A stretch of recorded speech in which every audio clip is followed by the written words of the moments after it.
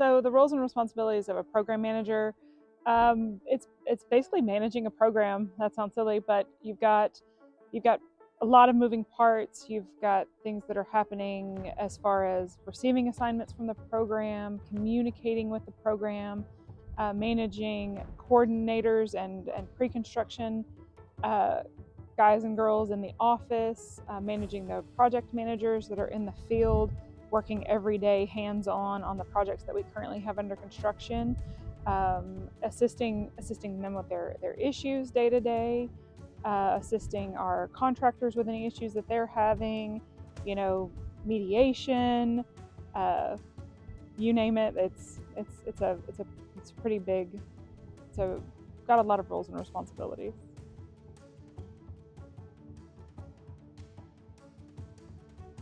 Well, it's really important that I understand the processes.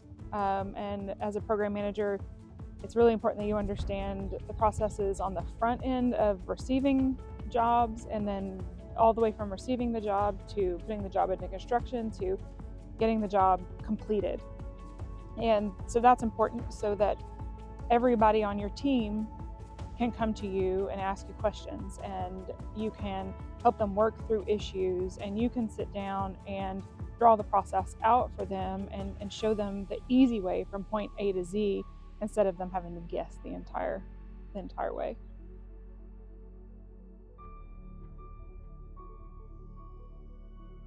Understanding the people that are on your team is what I would say.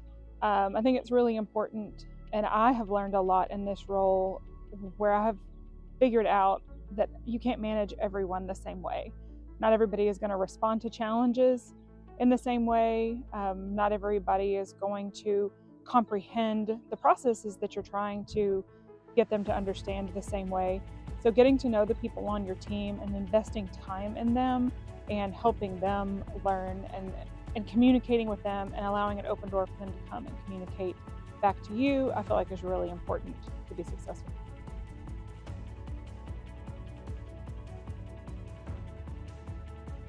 It's difficult sometimes to manage all of that, but it's if you're organized, and again, if you have a good team that you can divvy out tasks to, that you can rely on to assist you when your load is heavy, and the same way when their load is heavy, we sit down and we come up with a battle plan on how to get through the things that are important right now, and then you can kind of just schedule and get things going and get things taken care of.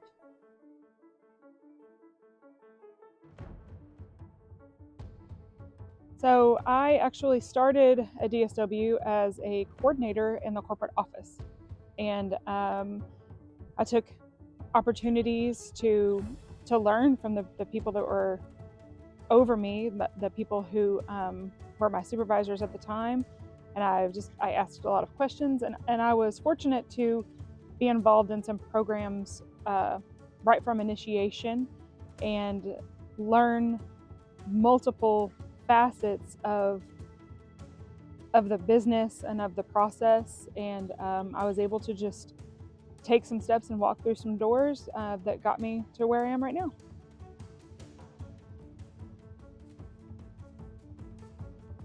So choose your hard.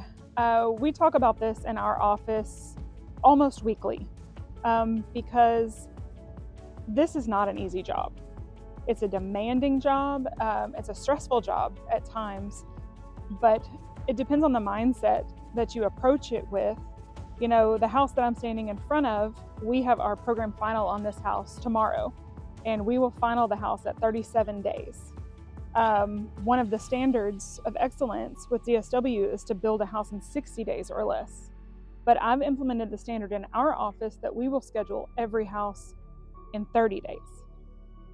So, and I've explained to the guys on my team, you can do it both ways. Both ways are acceptable, but it's hard both ways too. And I feel like it's so much more personally rewarding if you choose the other side of the coin, and it doesn't get drug out and made longer, because you're also celebrating another success when you do finish that 30-day house, or you finish your second or your third 30-day house. and you're able to move on to the next one. So you're able to complete so much more, and it's still hard either way, but I feel like you can celebrate that success in such a different way if you're exceeding the expectations.